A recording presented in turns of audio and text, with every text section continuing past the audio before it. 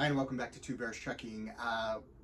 If you haven't seen our videos before, we are on our 6-month adventure. Oh, yes. And we're doing regular videos, so go ahead, hit that subscribe button. Currently we're on a 36-night cruise on Sapphire Princess down to South America. We're just about, what, 5 days in? I don't know. It starts to blend all together, yes.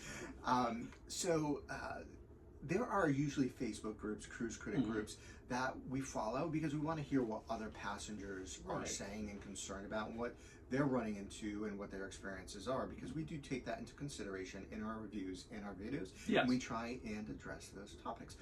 One of those is cabin attendance, and we have talked about this in our review videos before, because it is a luck of the draw type thing. Yes, it is. And the bottom line is you really cannot judge a ship or a cruise line by the cabin attendant you get. Yes. Because we've been on different ships, different cruise lines, and around the world, and it doesn't seem to matter. Sometimes you get a good attendant who's very attentive, and sometimes you get a bad attendant who's absolutely awful, and sometimes in the middle. Somewhere in the middle. So this sailing, we're kind of somewhere in the middle. Our attendant is actually very experienced, but is probably at that place in his career where he doesn't go above and beyond. So like, we have a bottle of wine, and a very attentive attendant would bring wine glasses when they saw that. And so we gave him a couple of days. See if how attentive he is. Right, because we do test, because we do want to see, you know, and give you an honest review. Right. And he didn't. We had to ask. Like, anything above and beyond, we have to ask, and that's fine. But he does a great job, and the cabin's clean, and he usually does it early in the morning. Right. So, you know, we're happy. But he's not the most attentive. We're not, as we joked, we're not going to get towel animals from him. No towels. So, and I know people go into it expecting certain things, but with respect to a cabin attendant, you sort of have to go with the flow. And if you do have a significant issue, like there's something not clean, they're coming too late for you, you're not getting the things you're asking for, do make sure you bring that to guest services attention. And do not hesitate to reach out. Somebody in the Facebook group was talking about, oh, my room was still somewhat dirty. I didn't have hand soap or lotion or tissues. Nip that in the butt. So easily solved. And if your attendant is still not doing it, just call guest services and they will rectify that issue. But don't judge an entire cruise line or a ship's crew by that one person. Which is why we talk to lots of attendants in the morning. Sometimes they're very friendly, and we'll stop and chat to other attendants, and we'll talk to other passengers and take into account these other things. All right, so one of our passionate things, so we've had the opportunity to have 2 production shows already. This is very interesting, and that is because in this 20-day segment, because this cast is departing. So they have done their very last show of their contract, and there's a brand new cast that was brought on board, and they are rehearsing diligently every single day. So what do you think about the cast departing? Please, go away. That's so bad. I know, it sounds awful, but so we try and be very objective, and a lot of people will say it's subjective, you know, what you like and don't like, but we're not looking at that aspect. We're looking at the technical aspects sometimes. You know, can they carry a tune? Do they know what a note is? It's their job. Can they hit it? Yes, exactly. Dancing, how is the choreography? How are the transitions? What is their level of skill? And you have a background. I've spent a lot of time with tours and Broadway, just seeing top of the line performances and performers. So, and I'm also very in tune with music. And so we judge it based upon that. And unfortunately, I think we've seen both of these shows, but definitely Born to Be Wild, the Cadillac is better than the last ship. It doesn't look like it needs a repair. It's not falling apart. But it doesn't move, so this show, it needs to move because of this show. And it doesn't. So this is a very vocal intensive show. It's important. And actually the female in this cast that's departing, the female singers are good. You know, it's very good. The male singers not so much, and one of the lead male singers we sort of have a nickname for him, we can't say. Yes. And he is just bad.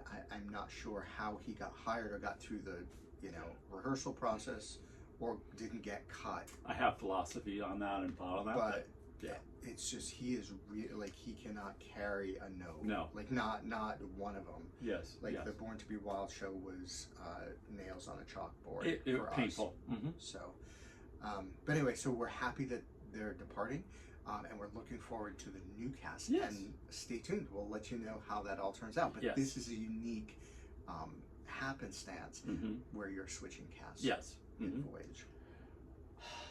Our dining drama. Dining drama. So we will say one of the things we love about Princess so much is their food. Yeah, I love the food. Oh, and we had a special experience last night. And this is, you got to stick with this because you're going to want to hear about this. Oh, yes. But first, yeah. So, and we're usually very pleased with the dining service. Yeah. Again, it's like with cabin attendants. Some waiters are better than others, and they have their strengths and their weaknesses. Right. So, Princess has gone back to fixed dining, yes, as well as flexible. You make reservations in advance, and a walk-in system. Right. So because they have plenty of dining rooms to do. Yes. That. Mm-hmm. So we have a standing 7 o'clock reservation every single night. It's what we like. 36 nights. Yeah, because it just works for us. Yes. And it's 7 o'clock. Yes. So go to a dining room, and they start to seat you in different sections, and you can request then if you really like a table or a waiter, you can then ask the hostess, please, are you able to keep us at that table for the entire voyage? Right. And they will accommodate if they can. Yes. First night, our waiter, iffy. Yeah. He made us very nervous. Yes. He was like all over the place. Yes.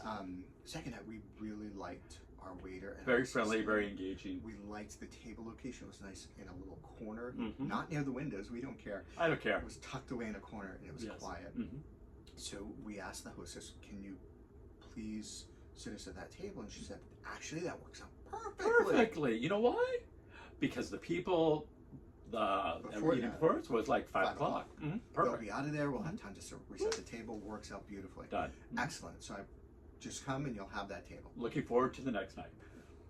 We get to the next night, and there's somebody sitting in our chairs. What is up with that? Yes. So and before we even said anything to her, she came up because she was seating somebody and said, oh, I have to seat you in a table for tonight. There was people late, and she was making me excuse. And I'm like, oh, that's kind of rude of them. They came in late. Yeah, supposed to be there at 5, and we gave them the evil eye as we walked by. Yes, exactly. But as the story would come out, that wasn't the truth. No.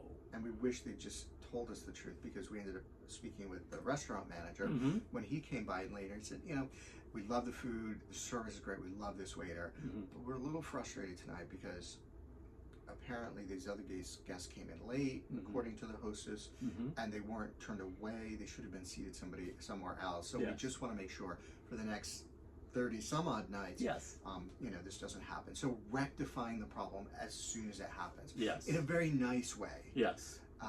And he was confused because he said, no, they cleared out the first seating. Yeah. I don't understand. The stories don't match. So the stories didn't match. And he said, somebody must have been seated there. But he got to the bottom of it. And the hostess was super friendly with us. I don't think she was happy because I think somebody made a mistake. Yes. We'll just go with that. But that's it. Just own up to the mistake, apologize, and they corrected. They had our server service at a table that's right outside of his zone. Right. So, they did everything they could. Right. And they do that here on Princess. Yes. So if you do have an issue, don't hesitate to go to them. Yes. They're very visible. Mario, who's a legend with Princess, he's been with Princess for 55 years, maitre d', comes around every single night. And he's like, oh, guys, how are you? Yes. Yeah, I know you. Yes. Haven't I seen you before? Yes. From a different cruise. Yes. But so just, make sure that happens. And then the next night, menu was on the table, so no one else could sit there. We were there. And so it was happy. But last night, we had heard rumblings another good reason to be in the Facebook group. Yes. That the Churrascaria, because we have 2 new restaurants that opened this sailing, Mikado Ocean and Crown Grill. Yes. And they're not very busy. No. Just heads up. Yes. This Churrascaria people weren't sure what was happening with it because everyone's reservations had been canceled. Right. Well, here's what happened. It used to be a $55 per person specialty restaurant. Well worth the $55. Worth it. Mm-hmm. Best one. Mm-hmm. Now it is classified on the ship as casual dining. $14.99 per person. $14.99. And so we asked, we popped in last night, and we asked. It's so funny. Ran into. He was so excited. Our one of our attendants from up at the sanctuary. He was so excited to see us. Yes. And I asked him. I said, "Is it a different menu? Have they pared it down?" No, same. But less price. Same, less price. We're doing that math. We're very frugal. Yes. We're like, this is awesome. Yes. So we did that, and it was amazing. Phenomenal. Yes. Meats. Meat. And it's the red green system Brazilian steakhouse. Bring on the meat. Bring on. There were mussels. There was sushi at the beginning. Lobster bisque. An assortment of sides. We'll probably do an entire video on that. Yes. The desserts were lacking a little bit, but we'll probably do a full review of everything and all the meats and the size and everything, the desserts, and give you our picks. Yes. Because it is well worth it. Well worth it. Just on this ship, Sapphire, right now at that price, so we're going to enjoy it while we can. Yes. All right, we're moving over to Manzanillo, which is our one port. First port. That we got to. It was a warm, humid day. We are in the tropics now. Right. And we didn't go over to the zoo or into town, but we walked right along the waterfront. Just right around. Very easy paved path. Right. Over to the beach, the playa there, and we'll pop the name of it up here. There were restrooms there, showers, outdoor showers, so you could rinse off and change. Water, just warm. We hung out there for hours. Like 2 hours. Yes. We were in the water and we chatted with people. Ruby was in. Yes. They were on it was their first port on their 11 night from San Francisco. Warning, there are fish. Yes. On two ways. Yes. Yeah. So it's a little fishy in the water because they do a lot of fishing in the port. And the nibblers. Nibblers around your feet. Yes. When one bit my toe, I was like, that's it. I'm just floating the rest of the time. Yes, I feel like it was Thanksgiving in my world. Yes. I sure did. And then we went for a walk on the beach. It's great if you want to look at the little fish and some of the sea life. We did find a blowfish. I think that had blown his last blow. Yes, as it were. Poor guy. So interesting there. Great little easy excursion. 3/4 of a mile. What about that second port we went to? Yes, a bonus port. Yes, the bonus port of Acapulco. Ooh. We didn't actually get off the ship. No. But, unfortunately, we had a medical emergency. We were in the sanctuary 2 o'clock or something. And, right. Captain came on. I'm so sorry to interrupt. But a team member has a medical emergency. We need to evacuate them. So we are going 65 miles inland to Acapulco Bay. A boat will meet up with us and take them off, and then we'll be back on our way. Perfect. Okay. So this happened, and we got to see. We had a front row seat to coming into Acapulco Bay. Beautiful. You'd never seen. I've never been there. I think I want to go there now. Have you gone there? Yeah, that's what we want to know. Comment. Yes. It's a classic. So, so he comes on. We're getting ready to leave. A little after 5. And we're heading out of the sanctuary. Moments later. And after he said we're leaving, moments later he's back on. Yes, because there's another medical emergency. And we hear medical to dolphins. Deck. Yes. And we're like, oh. Uh-oh. So, yes, and he comes back on 10 minutes later, 15 minutes later. Yes, another medical evacuation. So they had to do this whole process of bringing the boat in again. Right. And, so hopefully everyone's okay, but it was fortuitous for the passenger the second time. Right. We were there for an easy evacuation. Yes. But that brings up the topic of medical insurance. We generally don't carry it because we're young, fit bears.